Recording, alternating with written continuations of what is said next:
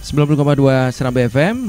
Selamat pagi menjelang siang. Syaralon, senang sekali untuk hari ini masih bersama saya Niko Firza untuk menemani Anda dalam talk show interaktif bersama Komisi Informasi Aceh, dan juga untuk hari ini ada dua orang narasumber kita. Seperti biasa, Syaralon, talk show interaktif ini Anda bisa dengarkan melalui streaming di www.serambifm.com, atau Anda juga bisa menyaksikan langsung di Facebook Radio Serambi FM.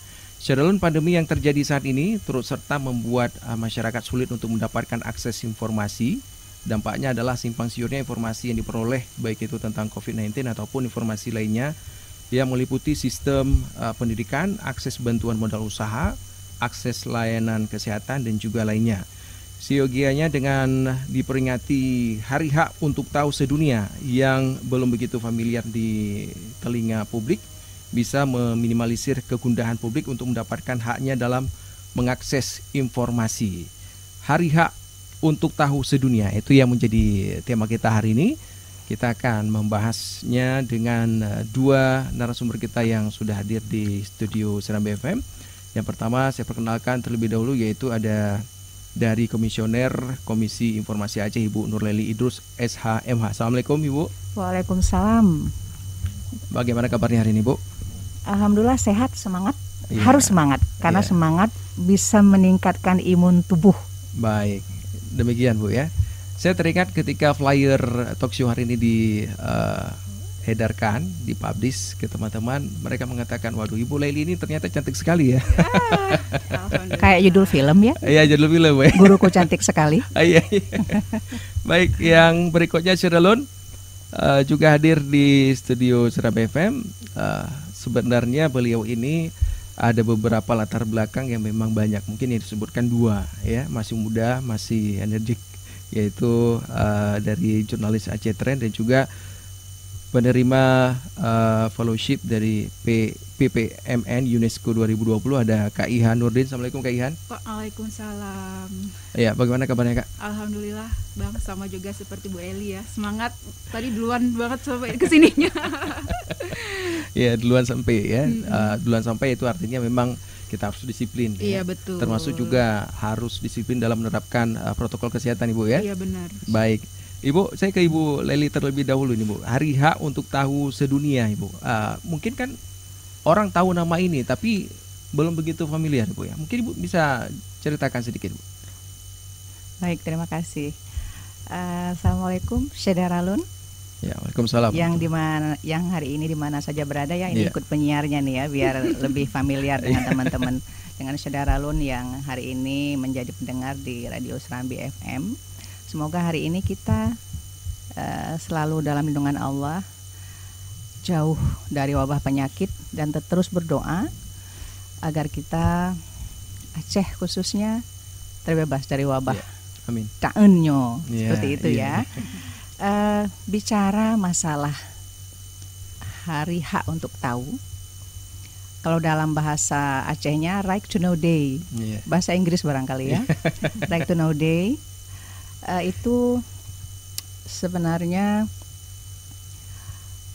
didasarkan pada keinginan masyarakat dunia untuk bisa menciptakan tata kelola pemerintahan yang baik. Dan beberapa negara-negara di dunia pada tahun 2002 sudah mulai memperingati Hari Hak untuk Tahu atau Right to Know Day ini, yang dipusatkan di Sofia, Bulgaria. Indonesia termasuk salah satunya, dan kita bersyukur sejak reformasi semangat yang mendasari masyarakat Indonesia untuk mengadvokasi keterbukaan di segala lini itu mulai menyadarkan kita semua bahwa segala sesuatu yang dikelola oleh pemerintah itu harusnya terbuka ya. Terbuka. Siapapun bisa tahu ya. Siapapun bisa tahu. Masyarakat khususnya bisa tahu, dan hari ini dijamin oleh Undang-Undang 14 tahun 2008 tentang keterbukaan informasi publik. Di mana masyarakat diberi hak untuk bisa mengakses, untuk bisa mohon, untuk bisa minta informasi publik ke badan publik. informasi apa saja terkait informasi yang memang boleh diumumkan, yang memang boleh disediakan. Dan kalau di era COVID sekarang ini informasi serta-merta. Informasi serta-merta itu informasi yang terkait dengan kebencanaan, wabah, kebakaran hutan dan sebagainya, dan itu harus diumumkan serta-merta tanpa menunda oleh pemerintah. Hari ini mungkin dilakukan oleh badan publik yang memang terkait, BPBA, Dinas Kesehatan, Dinas Sosial, Dinas Tenaga Kerja, kan seperti itu ya. Nah, di satu sisi masyarakat memang punya hak untuk tahu dan dijamin oleh undang-undang. Di sisi lain, badan publik punya kewajiban untuk mengumumkan, untuk memberikan, untuk menginformasikan, untuk melayani publik. Itu meliputi apa saja, Bu? Banyak informasi terkait kinerjanya, kinerja badan publik, dari mulai perencanaan, pelaksanaan sampai evaluasi. Itu boleh diketahui sepanjang itu sudah dilakukan audit. Seperti itu. Jadi masyarakat hari ini kalau ingin tahu terkait informasi yang dikelola oleh badan publik itu tidak seperti kita kepo dengan apa yang dilakukan oleh tetangga sebelah rumah, tapi ada prosedurnya. Ada prosedurnya dan itu diatur di dalam Undang-Undang 14 tahun 2008 dan juga aturan turunannya. Ada peraturan Komisi Informasi nomor 1 tahun 2010 tentang standar layanan informasi publik. Itu diatur bagaimana masyarakat mohon informasi ke badan publik. Bukan seperti kita mengakses informasi di media sosial. Kadang-kadang hoax ya. Kadang-kadang hoax dan itu dia, harus hati-hati, sulit kita untuk bisa mengkonfirmasi dari manakah informasi ini berasal. Seperti itu. Tapi kalau informasi yang disediakan oleh badan publik itu insya Allah jauh dari hoax. Seperti itu. Jadi masyarakat punya hak untuk tahu segala informasi yang dikelola oleh badan publik dengan prosedur yang ketat. Seperti itu. Baik. Jadi masyarakat punya hak. Yang memperjuangkan hak untuk tahu oleh publik ini apakah KI itu sendiri atau bagaimana, Bu? Mungkin bisa dijelaskan karena mungkin di antara masyarakat juga bahkan mungkin ada yang baru mendengar ataupun ada beberapa yang sudah tahu. Mungkin kiprahnya mereka belum begitu paham. Silakan. Teman-teman LSM yang menginisiasi, mengadvokasi lahirnya Undang-Undang Keterbukaan Informasi Publik ini atas dasar keinginan masyarakat dunia yang mencanangkan Right to Know Day itu. Jadi luar biasa peran teman-teman LSM di masa reformasi sampai lahirnya Undang-Undang 14 tahun 2008 itu dan diberlakukan pada bulan Mei 2010. Jadi 2012 itu sudah 2011 sudah mulai terbentuk Komisi Informasi Pusat. Baik, nah, 2011. Terbentuk Komisi Informasi Pusat, kemudian Komisi Informasi Aceh terbentuk 2012. Jadi Aceh sangat sigap dalam tanggap ya, sehingga cepat sekali terbentuk Komisi Informasi Aceh itu di 2012 dan untuk tahun ini itu sudah masuk periode ketiga dan sudah mulai direkrut kembali, untuk komisioner yang akan bertugas di tahun 2020 sampai 2024. Jadi sudah masuk periode ketiga. Luar biasa, memang. Sudah berapa periode? 1 insya Allah jika Allah mengizinkan, semuanya tergantung Allah. Baik. Jadi KI Aceh itu memang belum begitu dikenal ya. Di Aceh ya. Teguh juga belum begitu tahu ya. Memang dan perayaan peringatan Hari H untuk tahu, Right to Know Day tahun ini juga kita laksanakan dengan agak sedikit silent lah ya. Karena semua anggaran sudah direfocusing klasik sekali alasan kita, tapi ya seperti itu. Beberapa tahun yang lalu kita melaksanakan peringatan Right to Know Day itu dengan cara bergabung dengan masyarakat ya, tapi tidak bisa sebatas itu. Sosialisasi harus lebih intens terhadap masyarakat, saya kira. Baik. Saya rasa cukup detail yang Ibu jelaskan, dan Syiralun mungkin Anda tidak perlu bertanya-tanya lagi ya, bahwa sesungguhnya setiap tanggal 28 September itu diadakan The International Right to Know ya, demikian To Know Day. Baik, Kak Ihan, kita juga tahu bahwa saat ini sedang pandemi, Kak ya. Iya betul. Kalau di lapangan, ini kan Kak Ihan kan sering ke lapangan nih, karena memang backgroundnya itu seorang jurnalis, ya. Melihat seperti apa kepedulian masyarakat untuk mengetahui khususnya untuk COVID-19 ini, Kak? Ya, terima kasih Bang Niko. Assalamualaikum warahmatullahi wabarakatuh. Syedara Lung.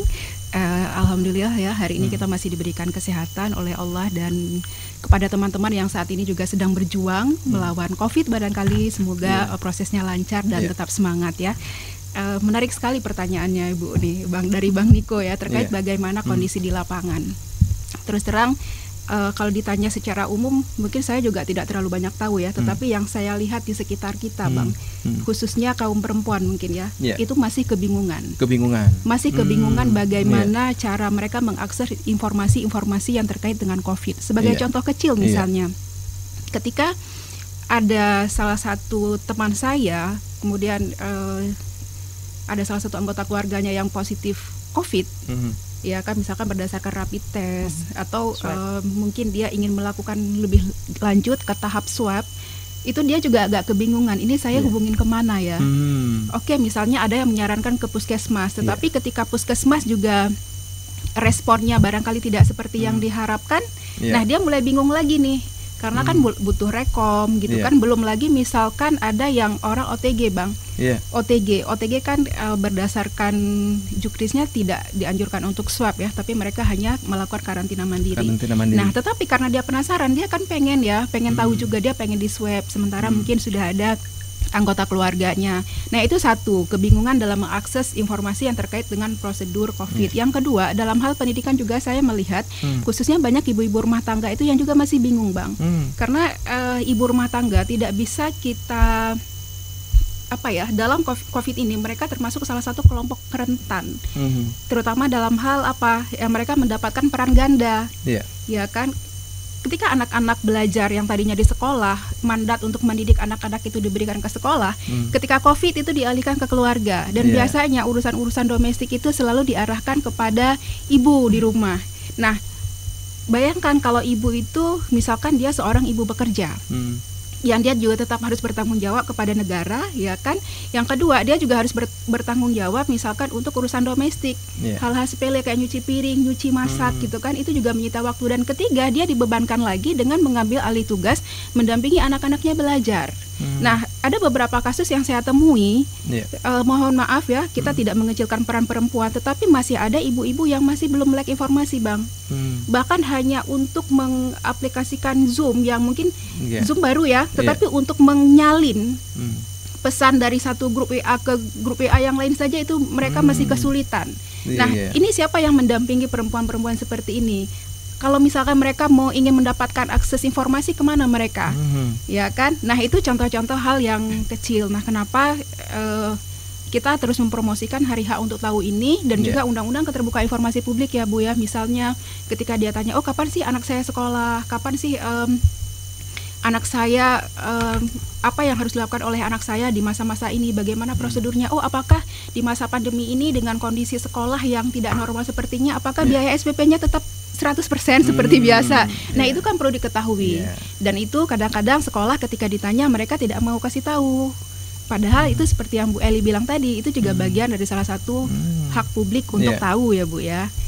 Seperti itu Bang. Demikian ya, berarti bisa kita lihat di tengah pandemi ini sebenarnya case yang di lapangan itu begitu kompleks ya. Iya betul. Ya, terutama yang paling umum kita lihat itu para wanita, ibu rumah tangga ya. Belum lagi banyak ibu-ibu yang terpaksa mengambil alih sebagai tulang punggung keluarga karena mungkin suaminya ada yang di PHK. Nah, itu ya dia. Kan? Baik. Belum lagi dia menghadapi psikologi suami Bang. Suami misalnya dari yang tadi dia bergaji, pagi pergi, tiba-tiba di PHK di rumah, emosinya bentar-bentar naik ya. Iya, pertengkaran tidak bisa dihindarkan. Sehingga KDRT juga tinggi. Ya, jangan-jangan juga selain KDRT angka perceraian juga tinggi di tengah pandemi ya. Baik. Itu tadi. Jadi baik. banyak hal-hal tidak terduga yang terjadi di lapangan. Nah, itu dia. Ya, baik, sekelumit persoalan terjadi di lapangan. Nanti kita akan kembali ke Ibu Laili. Apakah ini dilatar belakangi ketidaktahuan ataupun mungkin ketidakpedulian ya. Nanti kita akan kembali lagi, dan Syedalun pastikan Anda tetap bersama kami. Masih bersama dengan saya Niko Firza dan juga narasumber kita hari ini yaitu Ibu Nurleli Idrus SHMH dan juga ada Ihan Nurdin. Pastikan Anda tetap bersama kami masih dengan tema kita Hari Hak untuk Tahu Sedunia. Kami lanjutkan sesaat lagi.